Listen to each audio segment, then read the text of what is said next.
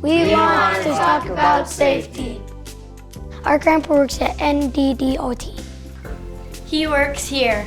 Right next to speeding cars. We worry about our grandpa's safety. Hi, these are my grandkids. I work for the DOT. I work on the road a lot.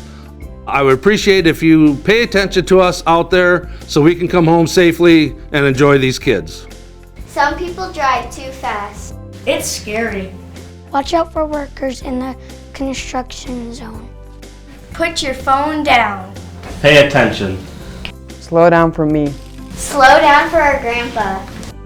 Please, please, please be careful. We love our grandpa and want to come home safely.